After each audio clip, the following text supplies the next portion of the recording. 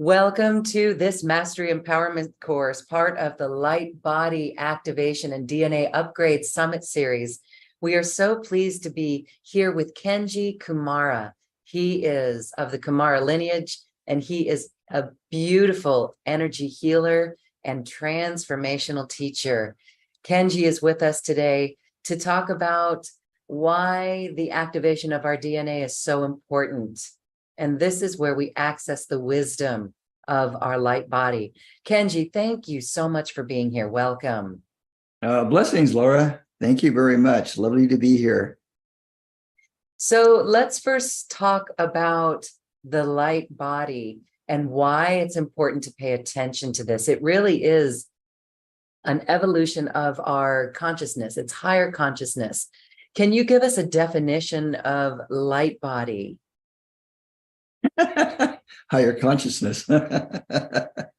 Well, let's put it in the context of how most of us were raised. We were raised without an understanding of all of our other aspects that are non-physical. So this whole shift, Great Awakening, this whole, as the Hathors called it, we're in a chaotic node. And we don't know exactly how many years we'll be in this chaotic node, but it's a transfer. It's kind of like a transfer point. It's a transition zone of where we're moving out of ideas that were just solely a body with emotions, and that when our body dies, that's it. So many people still have this idea of one life here. But in actuality, we were all cosmically born with many, many different levels. You could say that we were born innately with, say, 144,000 different levels of consciousness or awareness. And those could be referred to as our subtle bodies or non-physical bodies. But we have different levels and aspects of our light bodies going all the way. In this context of Earth life, we actually have the capacity to bring in 13th dimensional oneness awareness. So we are slowly moving out of 1, 2, 3, 4th dimensional understanding into the higher dimensions. And this can be a bit challenging for many, many people, because it's like leaving an old world. And in your case, going and living in a new country, that's like totally different than what you were used to. So when we access, in a way, these higher levels, it's good to, how shall we say, come in as an empty vessel of open-mindedness as to what these vibrations entail and how we can use them in our life. But basically, our divine presence is a huge light body. It is so huge, you could say, technically speaking, that it encompasses all of life. But we are learning how to begin to embody these higher dimensions. We can't do it all at once. So it's a little bit like going through the grades in schooling, where you start out in preschool, kindergarten, go through elementary, middle school, high school, go to college, postgraduate studies. So in a sense, postgraduate studies, if you want to look at it in that framework, is working more constantly with our light bodies. When we get up into the higher dimensions, you really don't have form, but you have pure consciousness and awareness.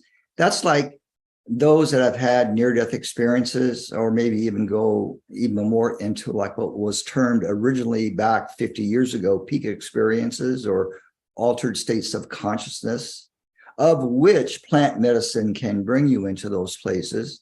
But there are obviously other means like meditation and communing in nature. So look at it like this. When the brain, this is very important, the pineal gland, the pituitary, the medulla, the thalamus, the hypothalamus, in the brain, those are very important spiritual glands. And when activated, then your brain, this is very important, your brain can start to bring in the downloads from the higher dimensions. But if it's not awake, these glands, people won't be able to necessarily consciously access these higher dimensions, except maybe in the dream time, let's just say, as an example, people having visions and whatnot. But it's important to, and this relates to the DNA as well. The pineal gland is very, very important with our spiritual growth. And that has, over time, since way in the beginning, has been shut down or has been closed off or has been in some, as some people say, decalcified or calcified in the sense of being veiled over. So this has been kind of like the historical programming to veil the pineal, to, how shall we say, not allow the heart to really open up with its trinity flames of consciousness, shall we say, the creation waves or rays, R-A-Y-S, that we can bring through the heart chakra. So there's many, actually, it looks like in some ways it's very complex, but it's an intricate system of vortexes and chakra points. So imagine that your light bodies have, in a sense, chakra points. Eventually, though, when we get to those highest levels, those chakras become one chakra. Your aura just becomes one, in a sense, very distinct. And you could say, in a way, it transcends the earth colors. So it's probably pretty hard to describe what your field looks like in the 13th dimension or the 12th dimension or the 11th dimension. I mean, we're trying to get used to the 5th dimension, right? So with practice, and this is where meditation comes in, you can develop the awareness through working with and activating your DNA. So imagine that 85% of one's DNA, generally speaking, is still asleep. So imagine if we began to use all the rest of our DNA capacity, we would be very odd in this world to most people, if you know what I mean. Like in science fiction movie with all the powers or with all the abilities and all that. But that's just a sampling of how we are and who we are on those inner planes. And when we get to those inner planes, we go into isness. So how do you explain about isness? Well, I don't know if you can really, but that's what we call presence. So to me, ultimately, your light body is your presence. It's your presence that was with you since the very beginning, before the Big Bang Theory, let's just say, for an example. Pre-birth, cosmic birth, that is. So we're learning that we are not only multidimensional, but we're multifaceted. And the calling for the starseeds on this planet is to begin to consciously awaken all of your DNA, one by one, not all at once, because then you'd probably implode and be no more here on the earth plane, if you know what I mean. So step by step. So it's like schooling, right? You can't teach sacred geometry to a first grader because their brains don't have the capacity to understand that. And the other thing is, we're learning that the brain is not the mind. In other words, the mind or consciousness programs the brain, and then the brain programs the body through its many functions. So we've grown up in reverse thinking with many, many things. And we're learning that, oh man, that's really backwards. And that's like, doesn't make any sense. So we're learning how to tap into, through our intuitive understanding, the nature of who we are. And takes a lifetime, takes actually many lifetimes. You know, the Ascended Masters, they took many lifetimes here to master their 4 lower bodies. That's their mental body, emotional body, and physical body. So we're learning. But again, some starseeds have come in as veiled masters, and what we teach in our offerings is to, how shall we say, remember our mastership and not only why we're here, but how we can do what we know how to do and still appear normal in the world. That's the trick. Oh, okay, well, you said some beautiful things, and the spiritual glands that were programmed down, let's say, programmed down by our separation concept, that we're here, we're only physical.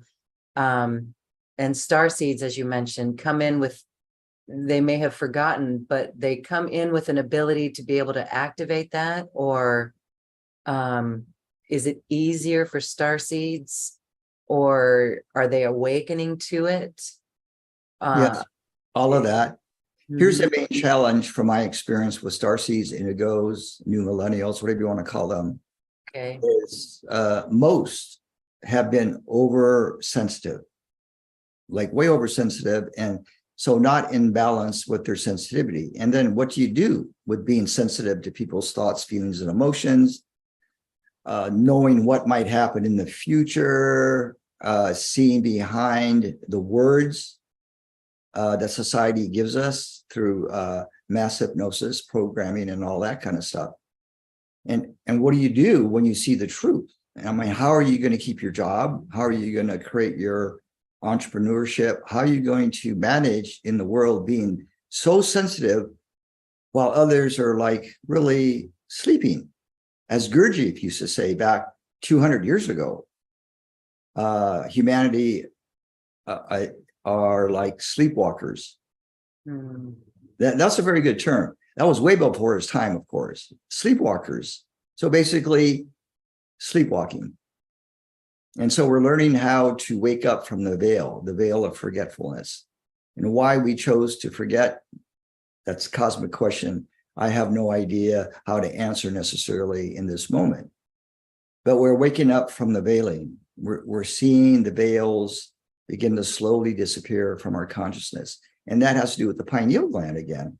It has to do with, the pineal is like a, how should I say, it's like a transmitting station and a receiving station for cosmic energies, mainly the great central sun frequencies, because that's the essential energy that comes into our galaxy is through the central sun. And it comes into our bodies by way of the pineal activation. So until the pineal is more or less in working order, then starseeds may struggle, if you know what I mean. Yes, and so I find it fascinating that the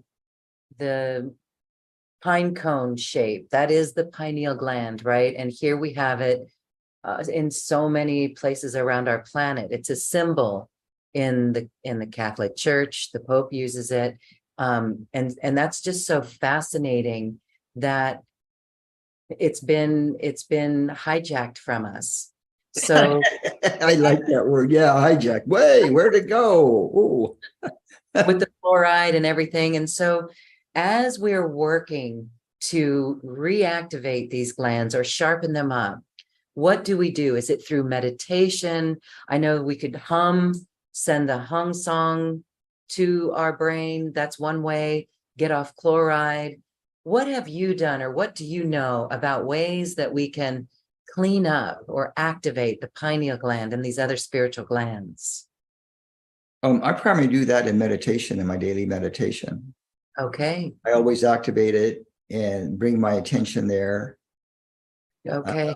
My meditations are generally 20 to 25 minutes. I go through a whole protocol that takes up most of my activation. And then I have a period of sitting in silence and receiving. But I do hum.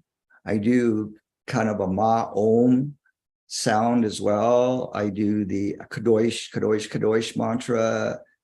I do the, let's see, Om So Hum mantra.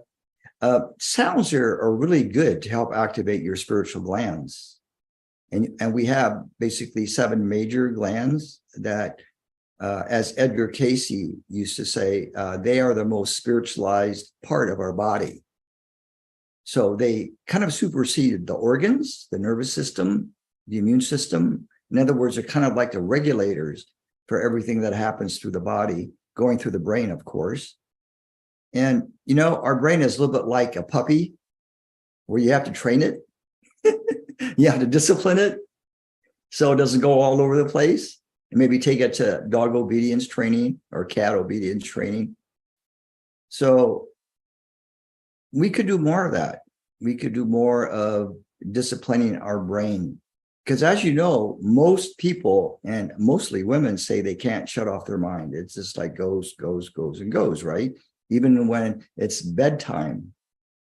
But there is a way, the Buddhists have found a way. Buddha kind of taught that about how to calm the mind and clear the mind. And again, it just takes discipline. It just takes doing the same thing over and over and over again until you master it. And then you move to the next level. So in a way, memorization is really key here. Memorizing a certain kind of meditation protocol that'll bring you into these altered states. So what I feel at the end of my meditation is basically peace and calm in a sense of oneness with whatever is in my consciousness. And I do have to meditate. My body says, I mean, even if I think, oh, well, maybe I won't meditate today or do my physical stretching exercises, it just says you got to do it. So I pay attention to my body. I do it. And I always feel better afterwards. And that takes me through the whole day into the night. So we encourage people to have some kind of a discipline where they actually become in tune. You know, Lauren, and most people aren't in touch with their bodies for some odd reason. And it's really important to get in touch with the energies in your body, to feel your body, to feel all of your body at the same time. Let me ask you a question. How many people do you know that have said to you that they're aware of their whole body at any given moment? Because a lot of people are just aware of their head space, or maybe their tight shoulders, or maybe on a good day, their heart space. What do you know about that as far as people being fully conscious of their whole body at any given time, from head to toe? Very few, very few. I would say only those who are really doing the work. They know how to tune in to their body and they listen to their body like you do, like you've reported. And that's beautiful wisdom for all of us, because some would say, well, how do I tune into my body? And so others say, feel it down all the way into your pinky toe. But how do we do? No, most of us are in our head. And when questions come up, we're definitely in our head or around our head, not even in our bodies. And so your daily practice, that would be beautiful for all of us to take on in our own discipline, to create that foundation. That's really what you're saying, is it begins with meditation. I know that some like to take what we call the elevator in consciousness with plant medicine, but meditation is like taking the stairs. It's really going slow and being very present. And when you meditate and you receive, is that receiving changing your beliefs or giving you new information that is then activating new parts of your DNA? Yes, but not necessarily in that moment. I have this pattern of delayed reactions to where it'll come, like say after I meditate. Mm-hmm. In sometimes, like when I write content for products and programs, they don't come when I'm meditating. They come when all of a sudden I get this urge, all right, I got to go start typing content. So that feeling comes through my body. And so I go and do it. But I don't write content when I'm not in the mood, so to speak, right? When it's not there. I only can write it when it's there and when it's coming through. So we call that stream of consciousness. And sometimes that'll last an hour. About an average, about an hour. So I can like sometimes get stuff done really quickly, but I don't necessarily write content every day, like maybe some people do. I just write it when it comes. But the other thing is, a lot of people are spaced out due to trauma, due to hardships in their life, due to like the last 3.5 years of all this stuff was put upon the planet. And they have a hard time grounding and centering. And so if you're spaced out, technically, if you look at somebody and energetically they're spaced out, they're not really around their body very much. We used to call them in the 70s space trippers. You know what I mean? Way back then, space trippers. Yeah, that applies today. So a lot of people actually are making decisions not through their body. They're making it from that other space. So maybe, as an example, maybe trauma has created in a person's life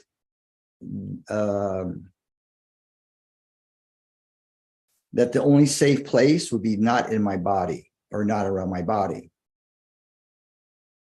So imagine that if your body has been traumatized for whatever reason, it'd be maybe a bit difficult for the soul consciousness part of you to be here all the time because of the pain on some unconscious level, the emotional pain and distress. So again, the homework is about getting in touch with everything that has caused stress in your system, in your nervous system. And that could be, that could be obviously a lifetime of work, but getting to core issues maybe is not really fun initially, but it's necessary work. We can't take the trauma into the new earth. So that's very obvious, right? It's like the old saying, no carry-on baggage to the new flight or the flight to new earth. You can't sneak on any baggage, not even carry-ons, right? You got to come on with nothing. This is very interesting. I can hear questions from the audience about how we listen to the body.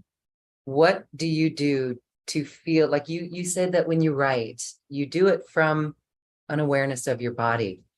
What is going on?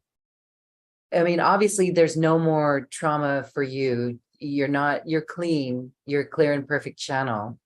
And so how do you feel in your body bringing forward that information if you're writing something or sharing information? What does that feel like? That's a good question. Well, let me see. It's a clear space. So I don't have like intruding thoughts when I'm writing content, as an example, or when I'm doing a presentation like right now. I'm not aware of any intruding thoughts of like what I got to do after or what I didn't do yesterday or like what's going to happen or any of that. I'm in the present moment, so I can feel the energy coming through, and it comes through with my hands onto the keyboard as an example.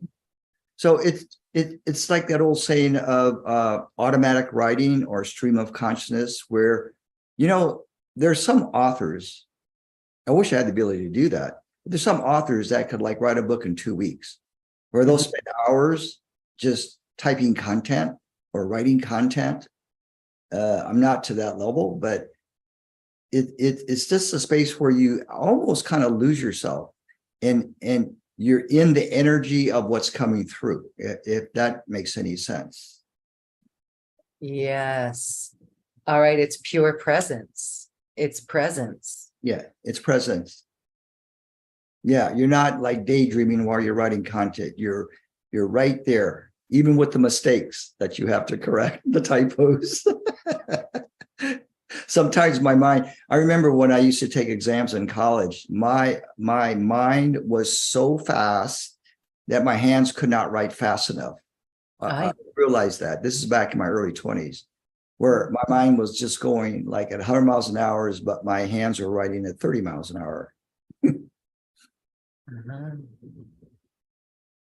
Well, that is interesting because if we're talking about the light body that has wisdom, this is really embodiment of the light body, Yes. an awareness of the light body. So we're going to do an exercise here with you in a moment about how we can feel into that. But it really sounds like the daily practice of meditation is key. First, to clear out all the gunk, and then to be a clear and open channel for the wisdom to come through. And to feel that through our body, to feel it through our hands. And we can give that out to other people too, right? We can Oh, of course. Of course, yes. Mm-hmm. Same thing when you have conversations with people.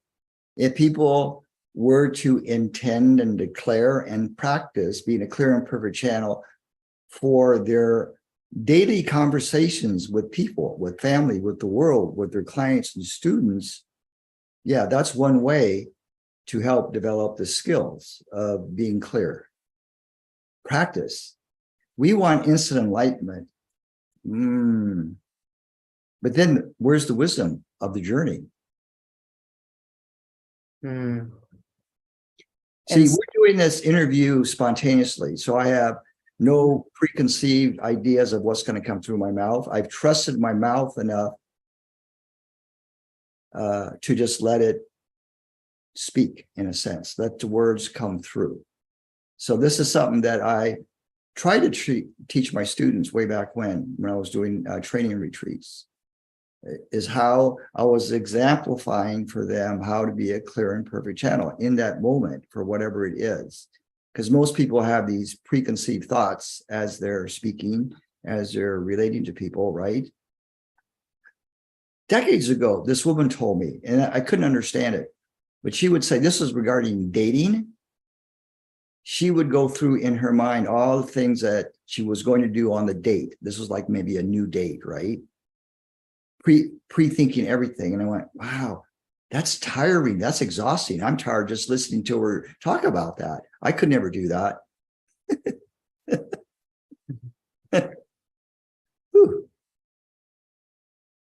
Again, it's pure presence. It's pure presence. Here's what I think is the doubt with starseeds. What if I make a mistake? What if I say something wrong? What if I upset people? Mm-hmm. We have to get over this idea of how people are going to react to what you say, do, or behave. You just have to be the spontaneous you and not care about how they're going to react to you. They can respond to you, which is a beautiful thing. Reaction is from the ego, response is from the soul, right? So if we're going to learn how to be responsible and responsive, then we practice being a clear and perfect channel every day. Like the humor that I sometimes bring through, that's like totally not pre-thought, right? That just sneaks in.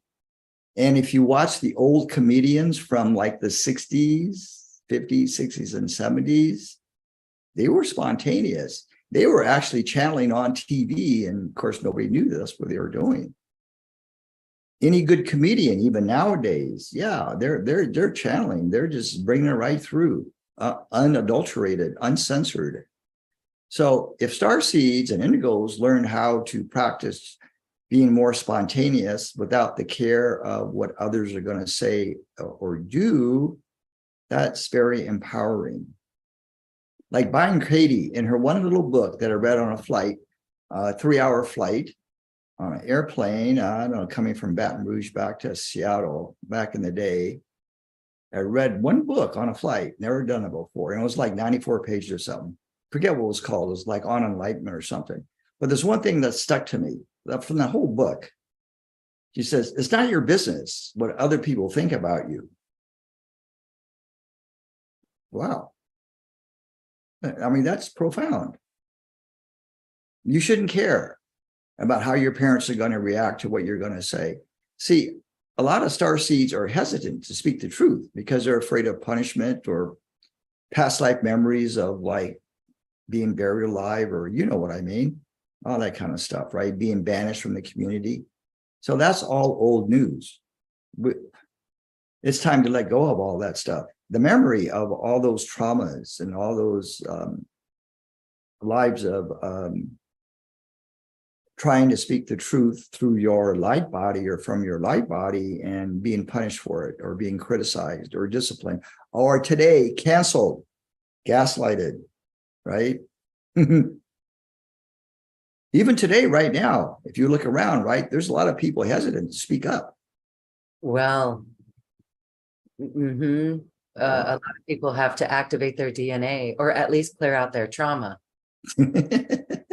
Yeah, because it looks like people, well, not everyone. I really feel that what we're seeing is a small, ugly minority that is maybe throwing a temper tantrum. Whereas others are, you mentioned earlier, why did we come to Earth? Why did we choose this? Why did we choose to forget? Why did we choose to veil ourselves? And in a way, it's as if we before coming in, we knew that we could return to love, return to this vibration of love. And it seems so easy when we were on the other side. But when we get here, that actually is what keeps our DNA from being fully activated. Belief systems that we take on. So how do you get rid of your belief systems? What do you do with your belief systems? Do you just decide to no longer believe in your belief systems? Do you be so free and liberated from that and have no judgment at all? Well, when they come up, I could say, cancel that. Or Okay. I could say, okay, I choose now to close and can't collapse that timeline. Ah, Timeline is basically like a container of energy and emotions. And we have many timelines going on at the same time, if you want to speak in that way, more in a quantum way. So when timelines are complete, like when you feel like you're complete with a relationship, the final step would be to energetically close and collapse that timeline. Okay, so be it, it's done now. I've learned the wisdom from that relationship. Now I move on. But it doesn't necessarily mean that you forget that person. It just means that you have completed that level of growth, shall we say, with that person. But it won't be closed by your higher self until it's complete. So you can't really close a timeline that's not complete yet in a sense of, all right, what is the full wisdom of this timeline, of this experience, of this past life memory with this person? Relating to your parents as an example. Many people have incompleteness with their parents. So that's going to affect their whole life on pretty much every level. So whatever early childhood, birthing trauma, you name it, that's still not complete and healed or loved and recognized and accepted and forgiven, then it's still going to affect the person in many ways. Maybe their current marriage or their current business or how they are in the world, how they navigate or don't navigate in the world. See, all the stuff that we've been sharing so far, I had no clue we were going to talk about this level. So it just comes through in the moment as the questions are posed or asked. And that's the beauty of this energy of the higher consciousness is you respond in the moment to the question or to the query or to the energy exchange that, like, for instance, that we're having right now. So on one level, on a conscious level, we had no idea we're going to be talking about this level of stuff. But on another level, it's understood in a sense. It's already recognized. So the light body contains everything that you need in your life. You just have to activate it or tap into it or be willing to understand the nature of your higher consciousness. So how many people that you know really want to know their Amakua? That's the Hawaiian term for high self. How many people truly really want to know their higher self, who and what they are and how they serve in the world? a growing number of people. Yes. A growing number of people. That's what gives me great hope for our planet, As we're going through these past couple of years, actually since the 2012 gateway, really, it just seems like it's getting to a point where I want to say push comes to shove. We use that when a push comes to a shove, we will surrender to love because we have a choice. We could either continue to resist, continue to bring our projections from the past or the future into the present moment, or just give it all up and be in this presence that you're talking about and being in that exchange. So the good news is that is a growing question. A more popularized question is, how do I connect with my higher self? How do I embody my higher self? How do I listen to my higher self? And so if we are doing that through meditation or even hypnosis or mantras or walking in nature, listening to the heart, as we connect more and more to our higher self, that is where the light body activates, the DNA activates. And so then here it comes back to that word embodiment. We are embodying our higher self. And that is an awareness of our light body. Would you say? Yes. Two things. Breathing techniques, however you want to train yourself in that or study that, is very good for getting in touch with your body. Okay. And aware, even internally, of how all your organs are, your feeling states, and all of that. When one just sits, like maybe in a Zen way, of just simply sitting in quietness and asking to receive from the high self, from the core of the universe. You know, it's been said, ask and you shall receive. Well, that is true. But say a person doesn't believe that they're receiving anything, even though they've asked, like many times, asked for healing, asked for new relationships, asking for whatever. If you don't seek the kingdom of heaven within first, then things cannot be granted unto thee. So there's that old saying through the Bible that seek ye first the kingdom and all things shall be granted unto thee. Well, that could be a meditation. That could even be a mantra. That's very powerful. So if we seek outside of ourselves, we'll only get temporary results, if any. But when you seek from within to within, that's permanent. And that's like building your foundation again, right? There's another saying from the Bible. If you build your house on sand, it'll get wiped away in the first storm. So what does that mean? It means you need to build your house, your body, your mind, your awareness on solid foundation, groundedness with the beautiful earth. You know, if we were to really understand that all the elements that we see in earth is in our bodies, wow. That every elemental being, in a sense, is a part of our bodies. That the power of trees is in the cells of our body. The power of air and fire, all of that, water is inside of us, inside our bodies. So our bodies are reflecting the beauty of nature. The Taoists, they were masters at that whole embodiment through, shall we say, the elemental understanding of being one with nature, being one with all of life, being in the flow. I like the philosophy of the Tao because it doesn't talk about like God in the Western traditional sense of religion, but it talks about the power. It's really talking about the light body, the Tao, the light body, the quantum, the monad, the I am presence. That's what they were referring to. It's beautiful because it doesn't contain any dogma. If people study Taoism, true Taoism, well, I think they would have more appreciation for life, just in general, and the beauty of flow and being present and spontaneity and non-judgment, just going with the flow. Being like the water in a river, right? It goes around rocks, it goes around tree branches, it doesn't fight anything, it just goes around things. That's like the principle in Aikido, right? You don't go up against the force of your enemy.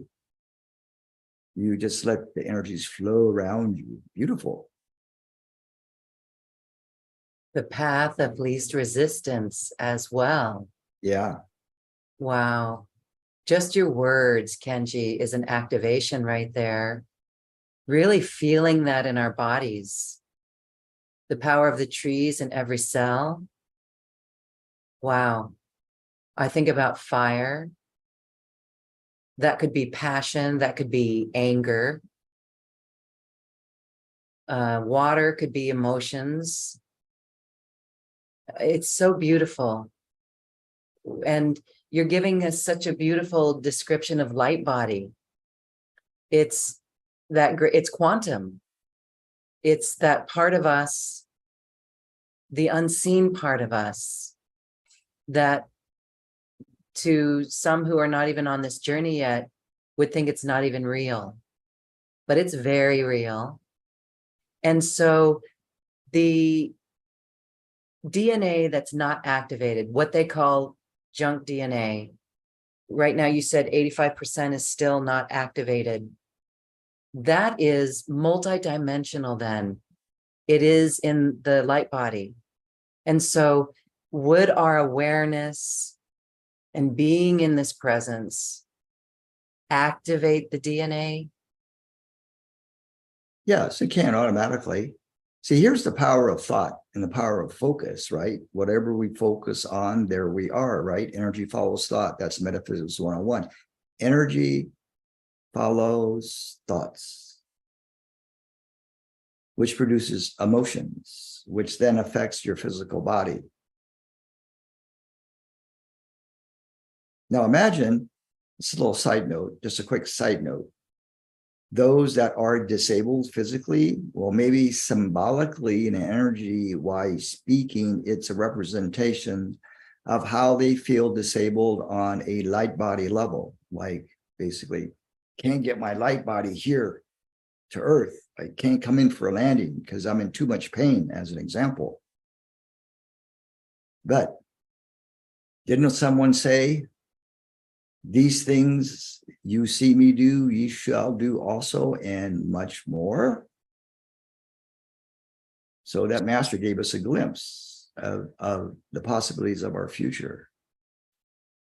He was showing us the possibilities and the road to mastery, the road to ascension or enlightenment. There are many avatars that showed us, hey, here's a map, study the map. But don't necessarily do as I do, but look, here are some guideposts. Here's some things that you can do to wake up. So really, if we have the desires are good in a spiritual sense. If we have the desire to be fully awake in this lifetime, we will be. If we have the desire to transcend death, we're talking about DNA now, genes, the coding. If we have the desire to transcend or not be affected by the aging code, the death code, the sickness code, the miasm code, ancestral, karmic, limiting codes, conditionings, and all of that, we will be. We can be free of these things. So using the power of thought and desire, that's passion. It could be, you could say, if we have the passion to overcome all these limitations that we become aware of each and every day, we will. So we have to get off the fence. Starseeds need to get off the fence and make a decision. Which way am I going to go? You know, like in the Tarot, the Fool, that's a very beautiful archetype. The Fool is walking as a razor's edge. At any moment, the Fool could fall off the edge, right? And be no more. But the Fool walks the edge. in balance, not knowing the future. That's another thing, but that's for another show, about how to trust in the future, your future, not the planetary future, in a sense, not tribal consciousness future and all that, but your future. And what is your destiny in this divine plan?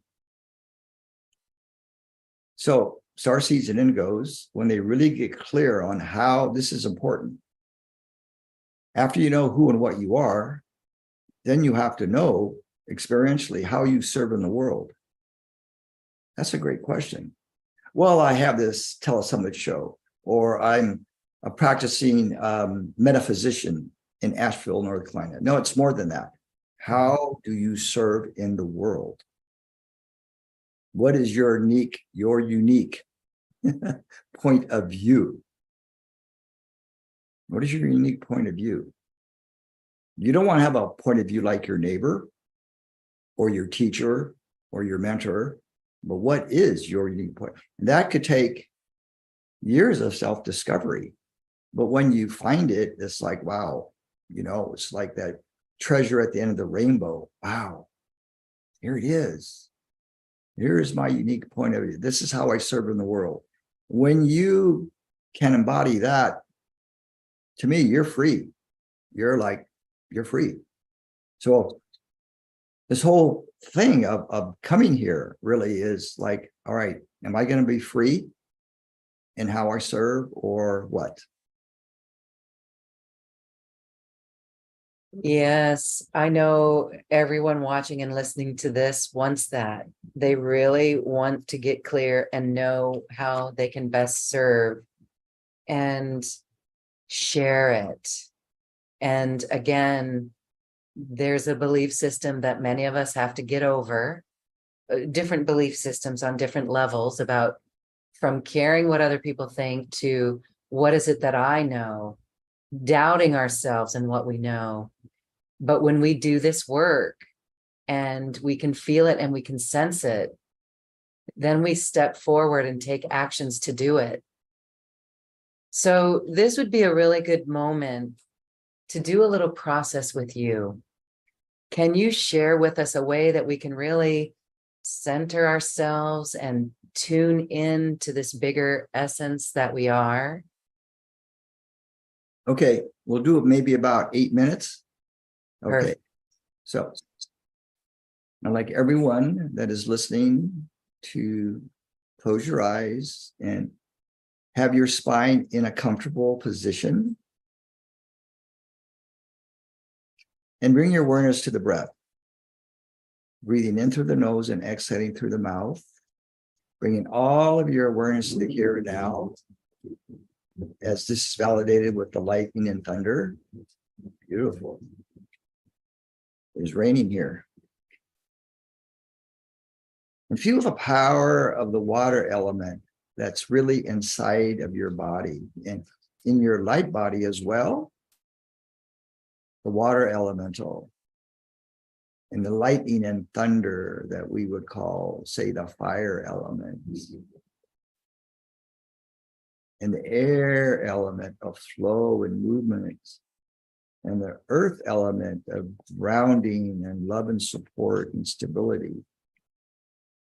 Imagine for a moment that instantly you're becoming one with all of the nature kingdom, all of the elemental forces that surround you, and that you are breathing one with these elemental consciousness that's in your body.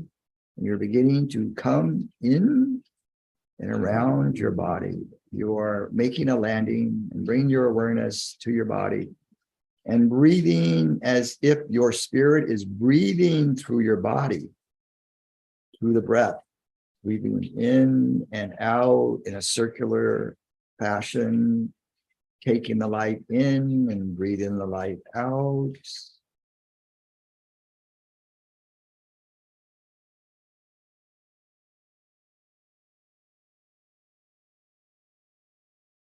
And just simply bring awareness to the here and now. Breathe in and breathe out, letting go of all expectations. letting go of everything in your life that's happening for a moment and just be present now with the breath. And imagine that the beautiful elementals of the earth, the devas, are surrounding your body and your home in this now moment with a cocoon of beautiful light that feels very safe, very protective, very reassuring. And you're going to bring your awareness now away from the body while still holding consciousness with the body. You're letting go of the earth. You're letting go of everything that's happening on the planet. Imagine for a moment that you are moving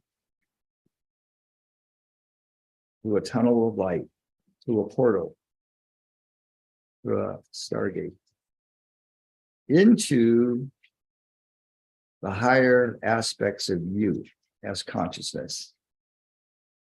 And you're being drawn to a very beautiful, bright, pure light that is deep within you, within your awareness. This light is calling to you.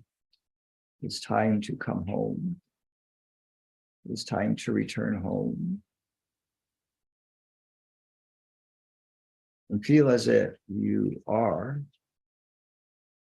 being embraced and merging with that which you are as pure light.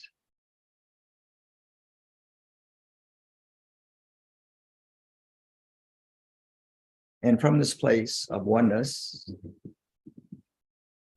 you're going to perceive clairvoyantly and telepathically your pineal gland in your physical body. Imagine that you are viewing your body from, it could be either the front or the back, and you are transmitting from that place of oneness a beam of energy that's going to begin to decalcify your pineal gland. That's basically almost in the center of your brain.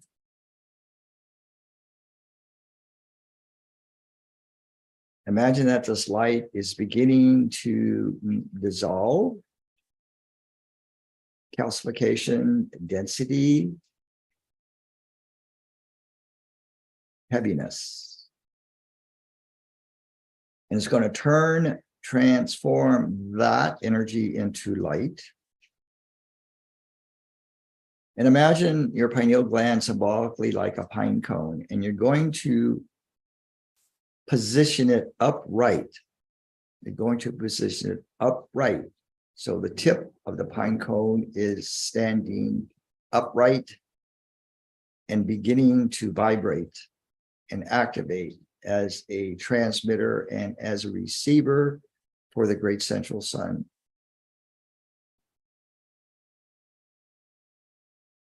And as you allow the body, begin to feel your pineal being activated, which in turn is going to activate the pituitary, which is in turn going to activate the thalamus and hypothalamus, and then the medulla at the base of the skull. Imagine that your brain is receiving a tune-up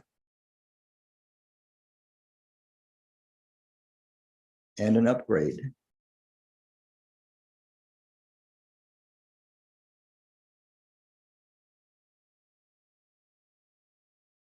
And allow the thymus gland and the heart chakra to begin to feel now the light that is emanating from and through the brain.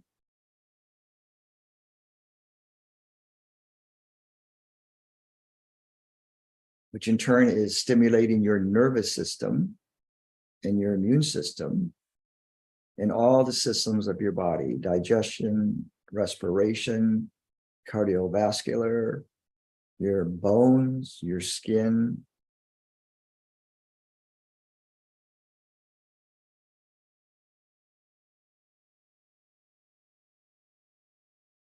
And notice the colors that are emanating through your pineal and pituitary glands.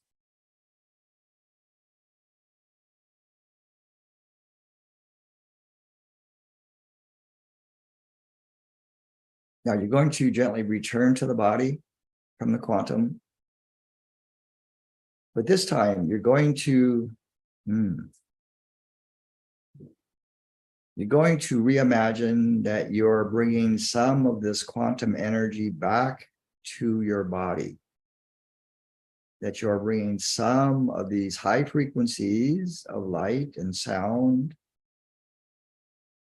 back to your body. And you're going to put it in your crown chakra and let it percolate into your brain as needed in divine right timing. And focus all the way down the spine to your root chakra and to your hips, to the soles and heels of both feet. And you're going to now ground this energy. How much like your house has a grounding rod for lightning, you're going to ground this now into the new earth, into the 13th dimension of new earth.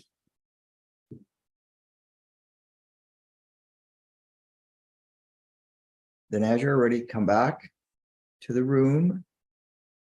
Slowly open the eyes and remember to drink water after you are finished absorbing this activation. Knowing that this activation is live and organic and evergreen, and the more you listen, the more you will get. The more levels you will receive. So coming back in the present time, awake, alert, alive, fully focused in the here and now. Slowly open the eyes. Gently stretch if you need to. If you need to yawn, go ahead. And remember to drink water.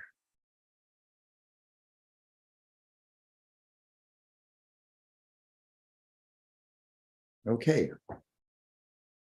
We are back. Wow. Wow. Thank you so much for that incredible journey, that incredible experience. We get this now. What a powerful tool. Powerful. We got this. We've got this journey. With tools like this, with the wisdom like this, again, it brings great hope for our own lives and for the collective and for the planet. Gaia's got this. Now, with a tool like this, we are matching her. Wow. I truly hope that everyone could feel all of the elementals in our body. I know for myself, I was yawning a lot, and that was just an opening that's indicative of an opening to the greater frequencies. And we're carrying them now in our world. So everyone, we thank you for opening to receive this. And we thank you also for what will be revealed even further from this activation today, from this experience today, from this presence today. I feel like there's a layer. It's not a layer. There's a deeper level of embodiment and presence. So we can do this every day. We can listen again and again, make this our own discipline and practice, and pay attention to what shifts in our world. Really powerful. Thank you so much for that. That's an example of a spontaneous transmission. Oh, And by the way, I saw a lot of purple in my brain. I saw swirling purple, magenta, and navies and blues. Mhm. swirling, Yeah. pink, beautiful. Okay. And the sounds, very high. I don't want to say buzzing, but it was almost a buzzing, like cicadas. Yes, like cicadas that help balance the energies wherever they are. Wow. Okay. We are at home in our bodies and we feel our light body. Incredible. Thank you again. Okay. So again, we invite our viewers and watchers, listeners to join and listen to this again. Come back to it. Come back to this meditation and feel it. Take this in your daily life. And you can also work with Kenji. As part of our presentation today, Kenji has a special offer that he's going to share with everyone as a way that you can further this practice and continue to work with his teachings. Share with us, Kenji. This is a big package. Realms of Possibility. This was done in Southern Arizona back about 10 years ago, I think. And what's different about this particular 6-day training was Jim Oliver. I asked Jim Oliver if he could come as a guest presenter and play his spontaneous synthesizer music to the activations. So this only happened one time, and it was at this 6-day retreat at Canyon Ranch. It was kind of like a converted old cowboy resort into a retreat center with lovely food, a lovely host, and a lot of quietude. So this is these activations in this package are very powerful. And one activation is entitled Healing Waters. How appropriate. Another one, Illuminated Guidance. Another one, Luminescent Space. Another one, Radiant Splendor. These activations were about clearing old patterns and core issues, and at the same time aligning to, as we would say, the light body, the quantum. So these activations back then were always two-part, the clearing part and then the alignment part. And so there are 14, I believe, 14 activations, the last one, Universal Peace. Another part of this package, activation to restore Earth grid. When I found out that there was an Aboriginal ceremony in Australia back a few years ago to restore the Earth's grid, I decided to do an activation on that date. So it was spontaneous. I had no clue what was going to come through. So this is a beautiful planetary activation that is still relevant. Actually, it's much needed today as it was back then.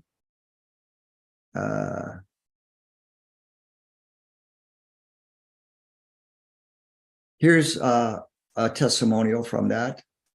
Thank you, Kenji, for calling the Council of Light. This was profoundly powerful, spectacular, and exquisitely healing. Another one wrote, I saw the winds of change and healing went to Mother Earth. She sang a beautiful song and then there was a pop. Total bliss and love. She sent out pink light to all the meridians. I saw forgiveness to all dark energies and past leaders.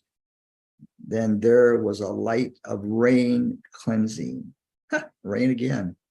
Mm-hmm. And then the third offer is the fall equinox activation DNA reset. Mm-hmm. So this goes very well with what we were talking about today. Let me see here.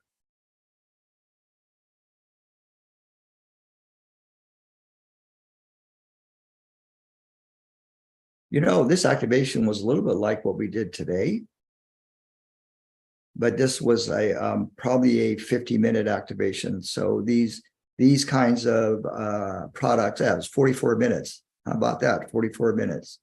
So going with the power of 44. And four is 8. That's the infinity power.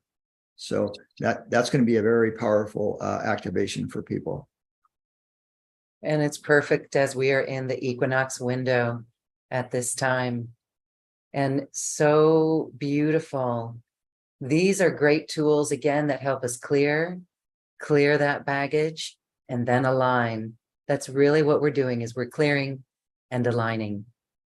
And Kenji, you and I did a 3-day online healing retreat, and I would like to include that as well with this. Oh, I do not remember that. So actually send me that from my library. Yeah, I totally don't remember that at all. Very special. There were people writing books, coming out with the names of their books and everything. And Wow. yeah, it was magical. So I'll send it to you, and we'll actually add it to this program as an additional download. It was wonderful. And the big thing there again was we can't take our baggage to New Earth. And so get it out, clear it out. Again, a beautiful teacher in presence and heart wisdom. So we hope that everyone enjoys this special offer with Kenji. That's right here on this webpage. Check it out. You can immediately download it, begin working with it. If you need a 2-payment plan, we want to make it easy for you. That's available as well. And it's such a beautiful gift that you can give yourself. Kenji is a miraculous, high-frequency teacher, and we're so glad to have shared this space today with you, Kenji. Thank you. And thank you as well. So as we say goodbye, is there anything you'd like to close with about the light body and our DNA?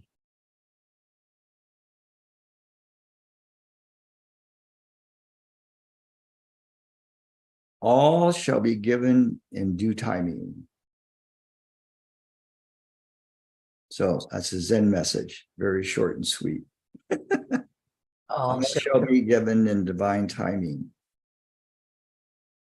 And divine timing is being witnessed by all of us more and more.